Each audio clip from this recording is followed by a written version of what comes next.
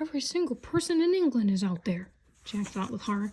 How did I let Annie talk me into this? I'll take you on stage first, Puck whispered to Jack. When I say, "Hey now, spirit, whither wander you?" start reading your lines. Understand? Jack barely nodded. His mouth felt dry. He tried to swallow, but he couldn't. Puck turned to Annie. You go on stage with the Fairy Queen, he whispered. He pointed to the actor dressed in the beautiful white gown.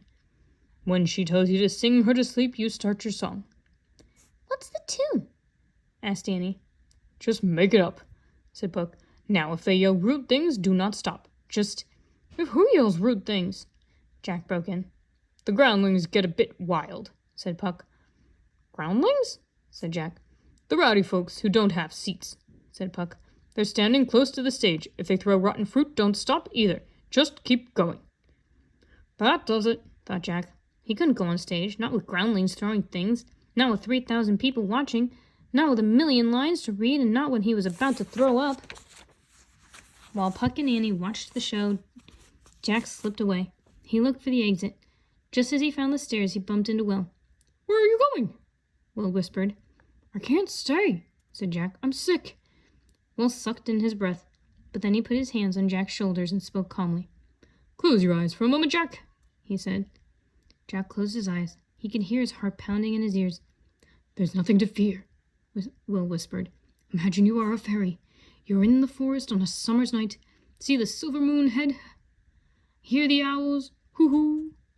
Will's deep whisper seemed to cast a spell over Jack. He felt calmer. He could picture the silver moon. He could hear the hooting of the owls. Are you in a forest on a summer night? Asked Will. Jack nodded. If you believe that, the audience will believe it too, whispered Jack. We're on, whispered Puck. The chubby actor ran to Jack. He grabbed his hand and pulled him along. Before he knew it, Jack was on stage. Chapter 7. In the Forest, in the Night. Jack stood there on stage in the bright sunlight. He felt 3,000 pairs of eyes staring at him. Hey now, spirit, Puck said in a loud voice. Whither wander you? Jack looked down at his scroll. He pushed his glasses into place. He opened his mouth. No sound came out. One of the groundlings hissed. Hey now, spirit, Puck shouted, even louder this time. Whither wander you? Jack closed his eyes. He felt the summer night. He took a deep breath. He cleared his throat. He looked at his speech. Then he began to read. Over hill, over dale, through brush, through briar, over park, over pale, through flood, through fire. I do wander everywhere, swifter than the moon's sphere, and I serve the Fairy Queen. As Jack read, the audience grew quiet. Jack forgot he was Jack. He was in the forest, in the night, talking to Puck. When he finished, not a single groundling hissed or threw things. Jack took a deep breath as Puck started his lines. Jack knew he had one more speech. His heart pounded, but it was more from excitement now than fear. When it was time to start his second speech, he was ready. This time he spoke very clearly and with feeling. He tried to be as natural as possible. When he finished his speech, the audience clapped and clapped. Jack hardly remembered leaving the stage. Will was waiting for him. Hurrah! Said Will, slapping Jack on the back. You were brilliant! Jack blushed as he gave Will his scroll back. He couldn't believe he'd just performed. Acted in front of all those people. And he'd actually had fun, just like Annie had said. Jack waited in the shadows for Annie to do her part. He watched her go on stage with the Fairy Queen and the other fairies. When the Queen asked the fairies to sing her to sleep, Annie stepped forward. Reading from her scroll, she sang out clearly and with lots of feeling. You spotted snakes with double tongue, thorny hedgehogs be not seen. Annie waved her hand as if shooing away the snakes and hedgehogs. Newts and blind worms do no wrong. Come not near our Fairy Queen. Annie shook her finger at the newts and blind worms. The audience howled with laughter. Annie kept singing. She made funny movements and silly faces to go with the words. She even added a little dance to her song.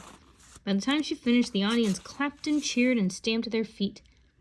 Wonderful job, Annie, Will said when Annie left the stage. You were brilliant, Jack told her.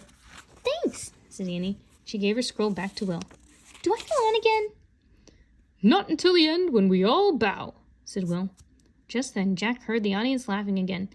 He really wanted to see the play, so he found a shadowy spot at the back of the theater and watched from there.